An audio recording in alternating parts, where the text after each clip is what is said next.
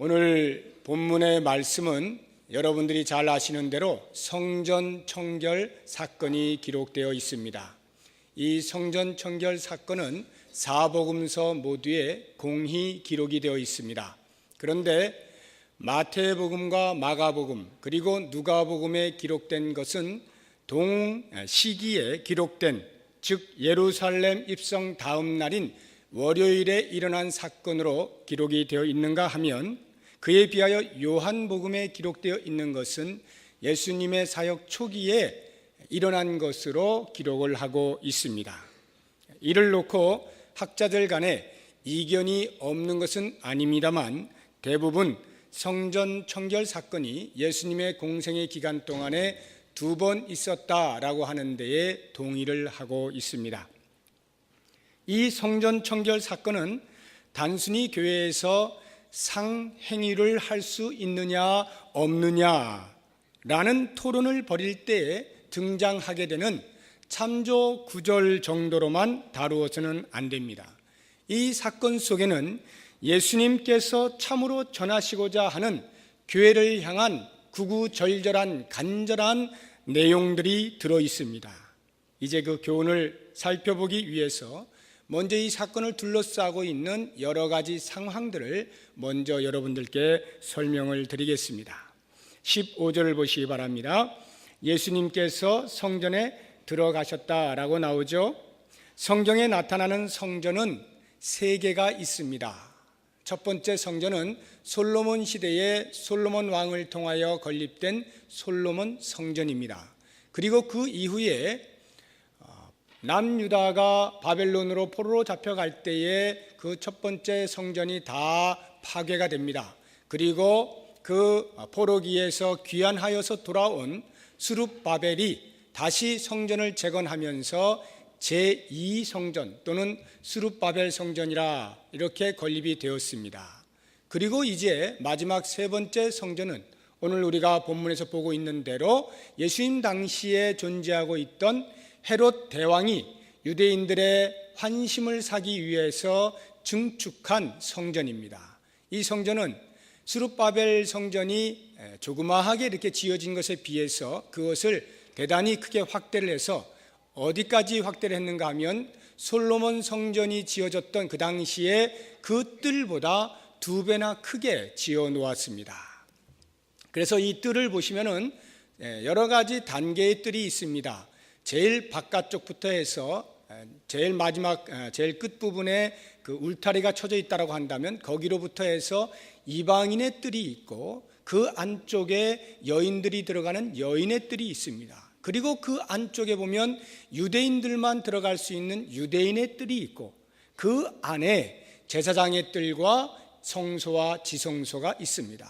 이렇게 여러 단계의 뜰이 있어서 이방인들은 이방인의 뜰 이상을 들어갈 수가 없고 여인들은 여인의 뜰 이상 안쪽으로 들어갈 수가 없습니다.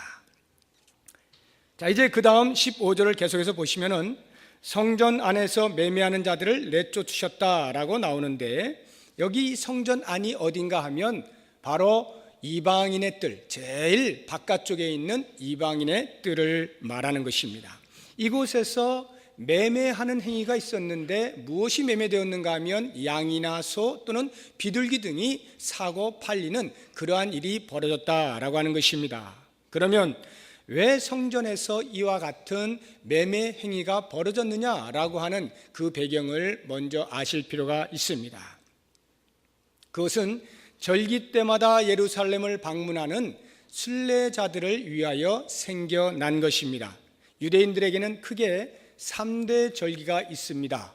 6월절, 77절, 그리고 초실절이 그것인데, 이렇게 절기 때가 되면 흩어져 있던 모든 유대인들이 예루살렘 성전으로 다 모입니다. 그래서 그곳에서 함께 절기를 지키도록 되어 있습니다. 이 절기를 지키는 방법 가운데 핵심이 희생제사입니다. 희생제사를 드릴 때는 반드시 제물이 필요했는데 그 제물의 내용들이 양이나 소 또는 돈 없는 가난한 사람들을 위해서는 비둘기 등이 사용이 되었습니다.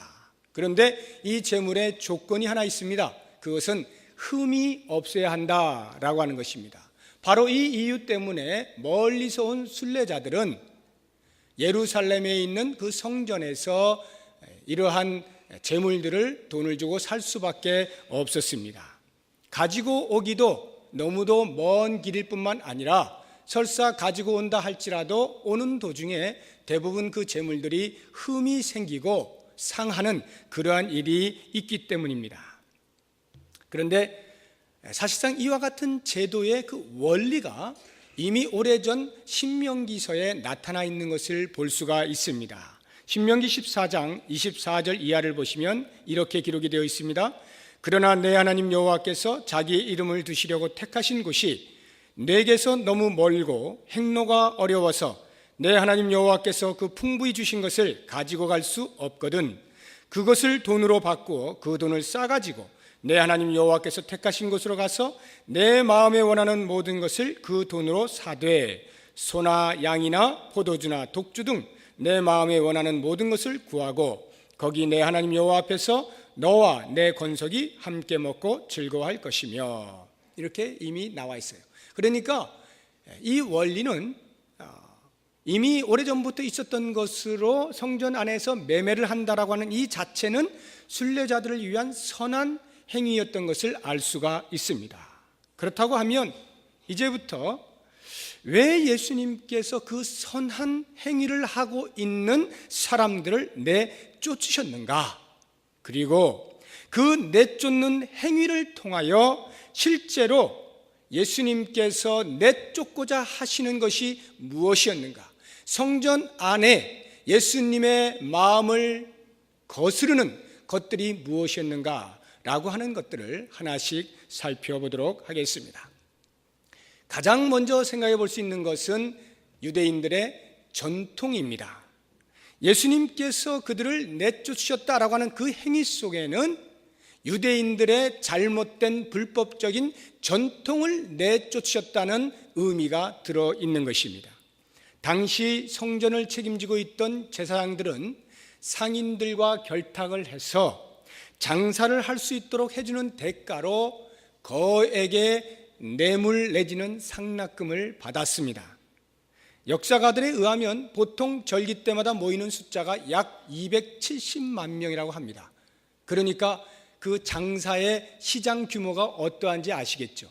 어마어마한 시장 규모를 가지고 있는 이 자리를 누가 마다하겠습니까? 그러니까 상인들마다 너도 나도 그 자리를 쟁취하기 위해서 그 최고의 권력가들인 제사장들에게 로비 활동을 부지런히 한 것이죠. 오늘날의 로비 활동 저리 가라일지도 모르겠습니다. 너무나 시장이 커요. 그러한 일들이 비일비재하게 생겨난 것이에요. 그런데 문제는 그 다음이죠. 이렇게 상납금이 커지면 커질수록 자연히 그 모든 돈이 물건 값에 보태진다라고 하는 것입니다. 그러니까 1,000원짜리가 10,000원에 팔리고 10만 원에도 팔리는 이러한 일이 벌어진 거예요. 부당한 가격인 것을 뻔히 알면서도 이 순례자들은 다른 데서 구할 수가 없기 때문에, 그렇다고 제사를 드리지 않을 수도 없기 때문에 울며 겨자 먹기 식으로 그 비싼 재물들을 살 수밖에 없었던 것입니다.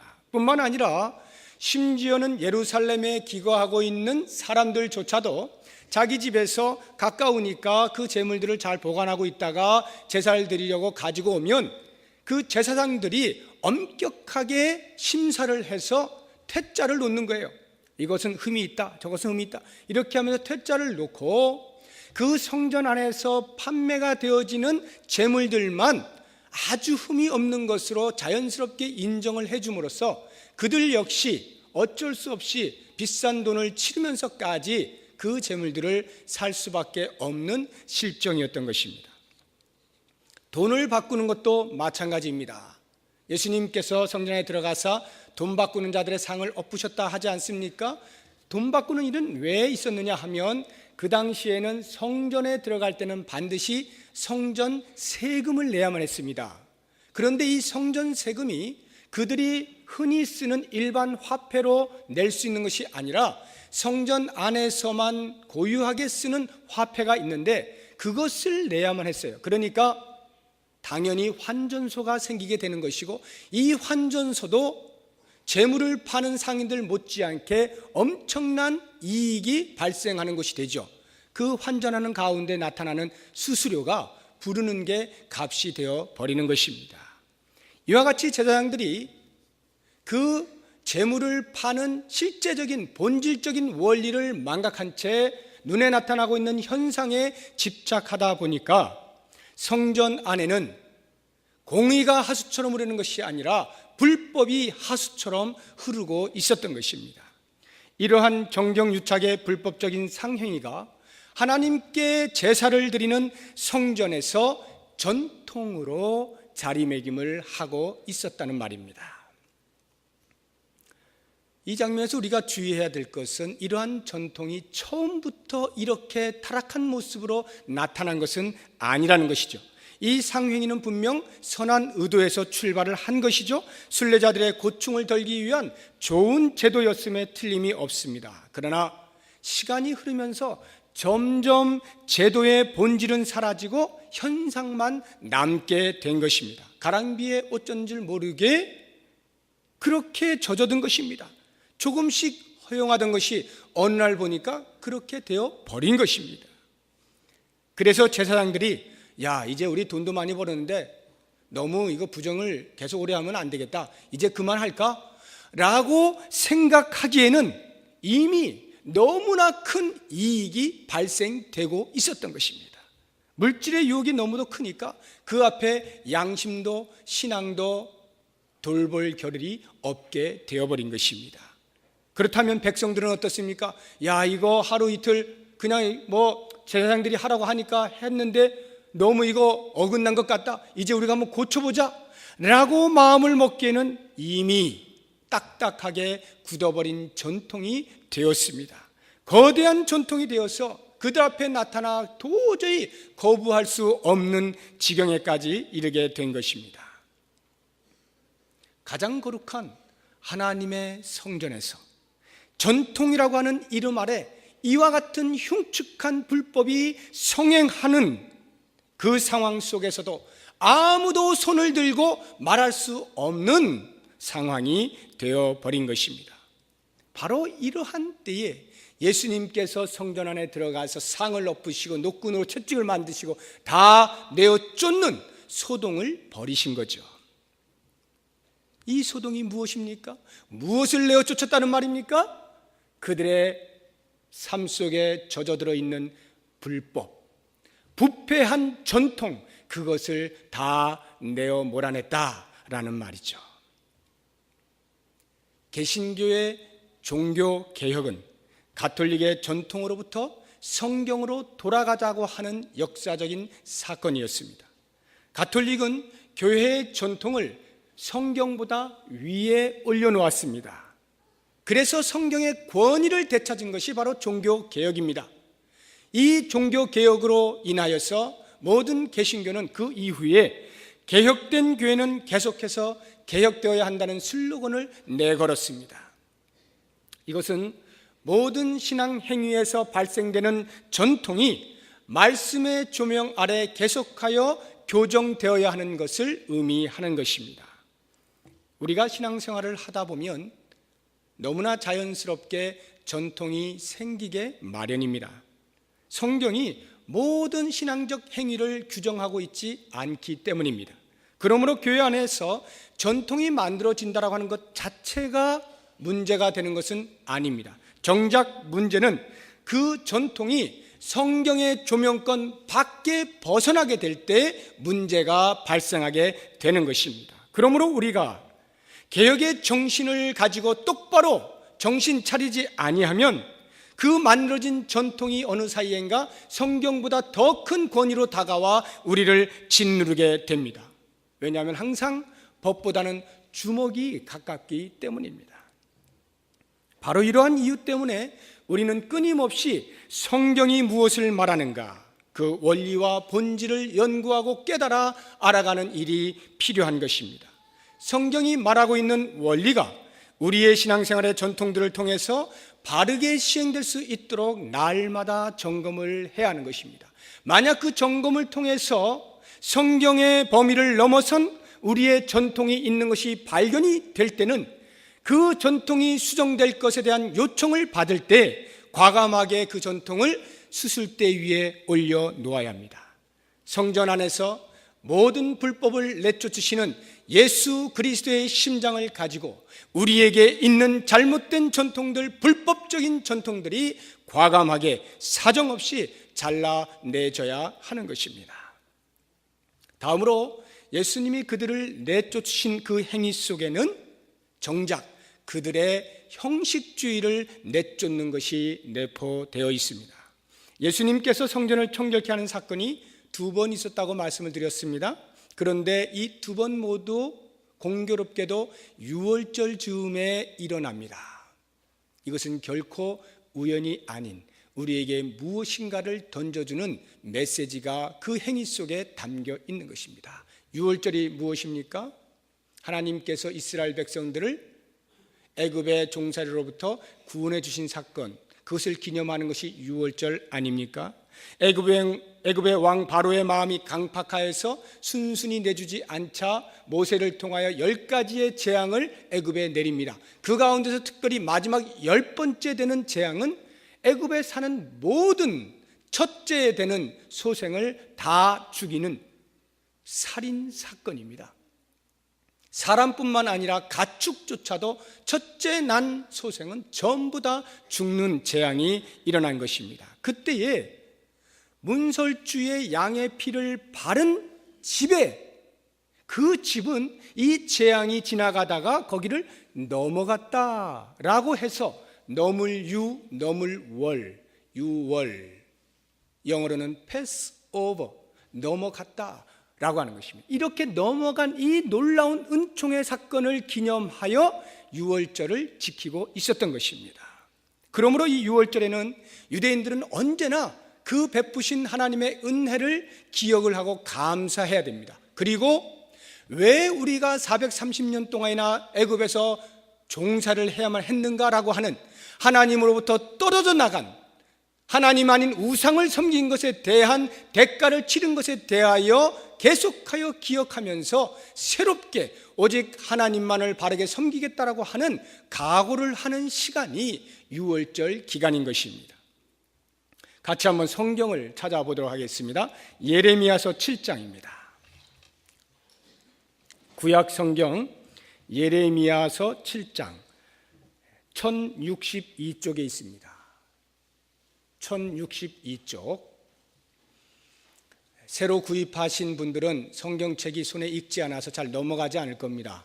부지런히 읽으셔서 이렇게 닳게 만들어야 빨리빨리 넘기실 수가 있을 텐데 1062쪽 예레미야서 7장 21절을 보시기 바랍니다.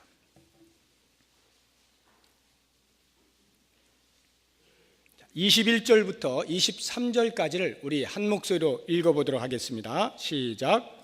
만군의 여호와 이스라엘의 하나님께서 이와 같이 말씀하시되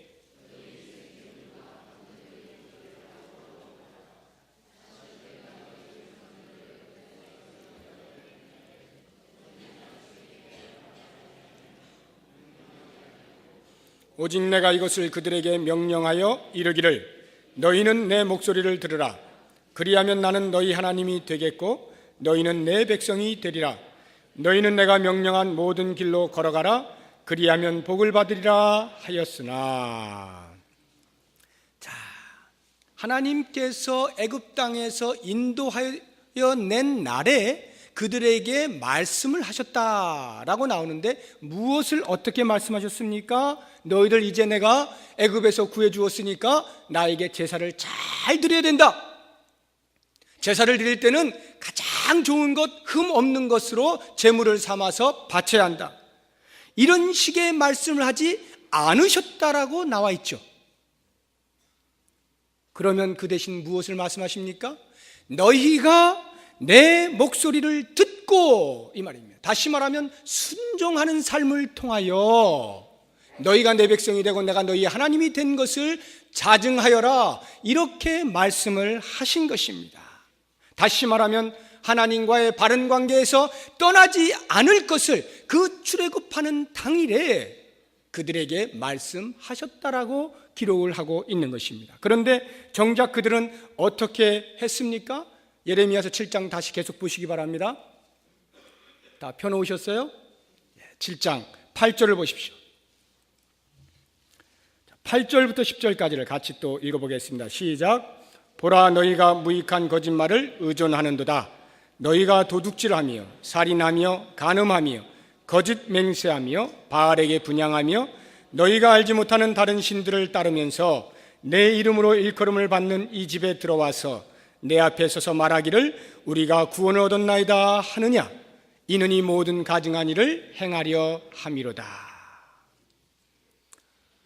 얼마나 가증한 일을 하고 있었는지를 우리에게 고발하고 있습니다. 제사를 드리는 행위 속에는 우리가 평소에 짓는 죄악에 대한 철저한 회개와 그 회개에 따른 하나님의 풍성하신 긍휼로 말미암는 죄사함의 은총과 그 죄사함의 은총을 받은 자로서 다시는 우상에게 절하지 아니하고 오직 하나님께만 순종하며 살겠다라고 하는 새로운 각오가 내용으로 들어 있어야 하는 것입니다. 다시 말하면 하나님과의 바른 관계를 우리 신앙의 내용으로 해야 한다는 말입니다. 그런데 정작 이스라엘 백성들은 어떻게 했다는 거예요?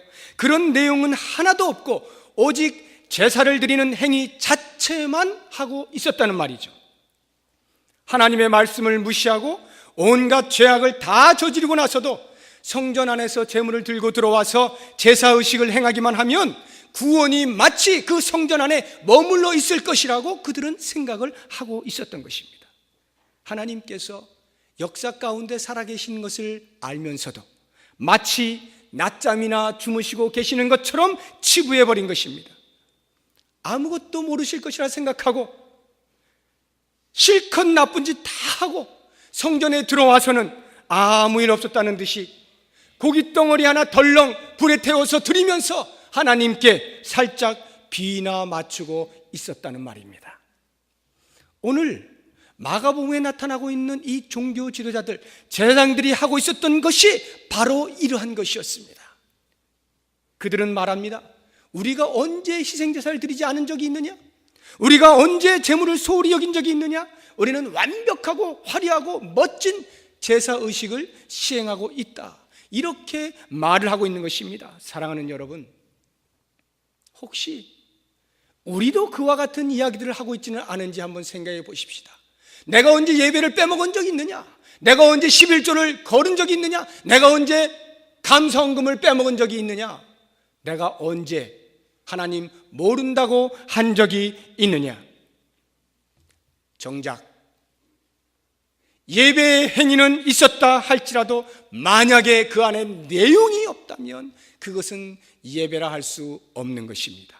분명 그들은 하나님께 좋은 제물을 드린다고 했지만 하나님께서는 한 번도 받으신 적이 없다고 말씀하시는 것입니다. 우리는 하나님께 대하여 예배를 드렸다라고 말을 하고 있지만 어쩌면 하나님께서는 너희가 언제 나에게 예배를 드렸냐고 반문하실지도 모르는 것입니다.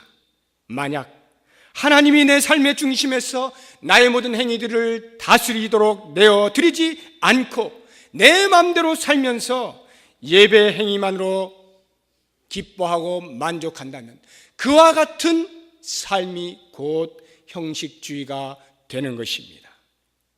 이러한 형식주의는 우리의 영혼을 안일하게 만들 뿐만 아니라 하나님을 기만하고 하나님을 만홀히 여기는 하나님께서 가장 싫어하는 죄악 가운데 하나인 것을 알아야 하는 것입니다. 그러므로 우리는 이러한 형식주의를 우리의 신앙의 삶에서부터 완전히 내몰아야 됩니다. 내쫓아야 합니다. 언제 어느 때나 하나님과의 바른 관계를 형성하고 생활 가운데 참 예배자로 살아드려야 하는 것입니다. 이제 마지막으로 생각해 볼 것은 예수님께서 그들을 내어 쫓으실 때 그 행위 가운데에는 그들의 선민으로서의 우월 의식을 내어 쫓은 것을 의미합니다.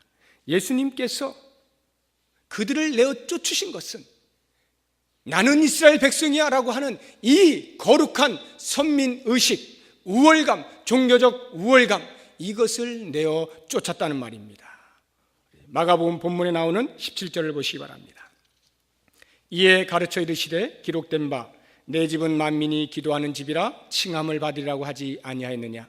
너희는 강도의 소굴을 만들었도다 하시매. 성전이 만민이 기도하는 집임에도 불구하고 그 성전을 강도의 소굴로 만들었다고 책망을 하시고 있는 것입니다. 이 만민이 기도하는 집이다라고 하는 말씀은 이사야에서 56장 7절에 나오는 말씀을 인용하여 말씀하신 것이고, 강도의 소굴로 만들었다라고 하는 말씀은 예레미야서 7장 11절에 나오는 말씀을 인용하여 말씀하신 것입니다. 이 만민이 기도하는 집이다라고 하는 말 속에는 성전의 본질적 기능을 우리에게 알려주고 있습니다. 성전은 하나님께서 자기 백성과 만나시는 장소로서 그 영광스러운 영적 교제를 일컬어서 기도하는 집이라 이렇게 표현을 해 놓은 것입니다. 그런데 이러한 하나님과의 교제는 이스라엘 백성들에게만 제한된 것이 아니라 만민에게 열려 있다는 데에 우리가 주목을 해야 하는 것입니다. 여호와 하나님을 믿는 신앙을 가지고 있으면 비록 이방인이라 할지라도 성전에 들어와서 제사를 드릴 수 있고 기도할 수 있고 하나님과 교제를 할 수 있는 것입니다. 그런데 그러한 존재론적 이유가 있는 성전에서 유대인들은 상행위를 하고 있었던 것입니다. 그런데 그 상행위가 어디냐 하면 이방인의 뜰이에요. 이방인의 뜰에서 하고 있었다라고 하는 이 말은 이방인들을 우습게 보았다, 이런 말입니다. 아니, 어쩌면 이방인들은 제사를 드릴 자격조차 없다라고 하는 것을 간접적으로 그렇게 표현을 하고 있었던 것인지도 모르겠습니다. 분명 이방인들도 하나님을 경외하고 하나님께 기도하며 하나님과 함께 교제할 권리가 있음에도 불구하고 유대인 지도자들은 그것을 자의적으로 무시해버린 것입니다. 이방인들도 누려야 할 하나님과의 영적 교제의 장소를 자기들의 권력을 동원해서 더러운 돈 냄새 나는 추잡한 곳으로 전락을 시켜버린 것입니다. 이 모든 것이 그들은 그래도 된다라고 하는 종교적인 우월의식에서 행한 것입니다. 첫 번째 성전 청결 사건이 기록된 요한복음 2장 19절에 보시면 예수님께서 그들에게 이렇게 말씀하십니다. 너희가 이 성전을 헐라 내가 사흘 동안에 일으키리라. 이 말을 들은 유대인들은 깜짝 놀랐습니다. 청천벽력과도 같은 말이에요. 왜냐하면 이 성전은 46년 동안 지어진 것이거든요. 오랜 시간을 거쳐서 보수해야 하면서 지어진 성전인데 그것을 3일 만에 다시 짓겠다라고 말씀한 것에 대하여 이렇게 허무맹랑할 수가 있나 라고 하는 것 때문만이 아니라 그 성전을 헐라라고 하는 말 자체가 그들에게는 엄청난 충격이었어요. 왜냐하면 그들에게 있어서 성전은 마치 젖줄과도 같아요. 탯줄과도 같은 그러한 기능을 하고 있었던 것입니다. 성전 안에서 유대인들은 자신들의 정체성을 찾았고 확립을 하였습니다. 그곳에서 유대교의 기강을 세웠을 뿐만 아니라 모든 유대인들의 생활의 중심이 바로 성전이었습니다. 그래서 어떤 환경에서도 그들의 마음은 늘 성전과 연결이 되어 있었어요. 여러분들이 잘 아시는 다니엘이 그 바벨론으로 끌려간 이후에도 그곳에서 언제나 창문을 열고 예루살렘을 향하여 무릎을 꿇고 하루에 3번씩 기도한 내용을 아시지 않습니까? 이것이 뭐냐 하면 마음이 그 성전과 연결이 되어 있어요. 그래서 성전이 있으므로 내가 하나님의 백성 된 것을 스스로 입증을 하곤 하였던 것입니다. 그렇다고 한다면 이와 같은 성전을 헐라는 예수님의 말씀의 의미가 무엇이겠습니까? 유대인들이 선민임을 고취시켜주는 그 성전, 모든 이방 민족들로부터 유대 민족을 구별시켜주는 그 성전, 바로 그 성전을 허물라는 것이죠. 선민의식에 사로잡혀서 하나님을 제대로 섬기지 못하게 만드는 성전이라면 마땅히 그 성전은 없어져야 한다는 말입니다. 예수님께서 사흘 동안에 다시 짓겠다라고 하는 말씀은 예수님의 십자가 사건과 그 이후 사흘 만에 다시 부활하실 것에 대한 예언의 말씀이죠. 무슨 말이냐 하면 예수 그리스도의 십자가의 사건과 부활을 통하여서 지금까지 선민의식으로 가득 쫓아있던 그 모든 성전의 모습을 제거하고 이제는 그리스도 안에서 모든 사람이 함께 모여들 수 있는 새로운 신앙 공동체를 만드시겠다라고 하는 것을 알려주고 있는 것입니다. 예수님께서 왜 그들을 내어 쫓으셨습니까? 이제 3, 4일 후면은 예수님은 십자가의 사건에 이제 주인공이 되어야 합니다. 십자가의 대속 사역을 이루셔야 합니다. 그것을 이 성전에서의 상행위를 하는 자들을 쫓아내심으로 행동으로 내가 이제 곧 십자가의 엄청난 일을 하게 될 것이다, 감당하게 될 것이다, 이것을 보여주시는 거예요. 다시 말하면 그 십자가의 피로 세워질 새로운 성전은 남녀노소 빈부귀천 동서고금 어떠한 인종과 민족을 막론하는 전 인류에게 개방되어 있는 성전임을 행위를 통하여 역설적으로 우리에게 말씀을 하신 것입니다. 사랑하는 여러분, 혹시 우리에게 몰아내야 할 우월의식은 없습니까? 특히 오랫동안 신앙생활을 하신 분들로서 혹시 기득권을 몰아내야 할 것들은 있지 아니한가 살펴보시기 바랍니다. 나의 이익을 위해서 다른 사람의 하나님과의 영적인 교제를 막아선 적은 없는지 돌아보시길 바랍니다. 다른 사람이 그리스도께로 나아가는 통로에 서서 방해를 하고 있지는 않았는지 생각해 보시기 바랍니다. 우리 속에 거하고 있는 그 어떠한 우월의식도 다 쫓아내야 하는 것입니다. 이제 결론으로 말씀을 맺겠습니다. 예수님께서 성전을 청결케 하시는 행동은 우리에게 이와 같은 영적인 메시지를 담고 있음을 다시 한번 기억하시기 바랍니다. 모쪼록 우리 안에 있는 모든 부패하고 불법적인 전통들을 몰아내고 말씀으로 끊임없이 변화되기를 두려워하지 않는 교회가 되기를 바랍니다. 우리 안에 껍데기만 남아있는 모든 형식주의를 깨트려버리고 오직 여호와 하나님과의 바른 관계를 신앙의 내용으로 하는 교회가 될 수 있기를 소망합니다. 우리 안에 있는 모든 종교적인 우월의식들을 내려놓고 교회 안에 있는 모든 성도들이 한 가족임을 알아 겸손히 서로를 섬길 수 있는 교회가 되기를 바랍니다. 그래서 더 이상 교회가 강도의 소굴이 아닌 만민의 기도하는 아름다운 교회, 그리스도를 머리로 하는 바른 교회를 세워갈 수 있기를 예수 그리스도의 이름으로 축원합니다.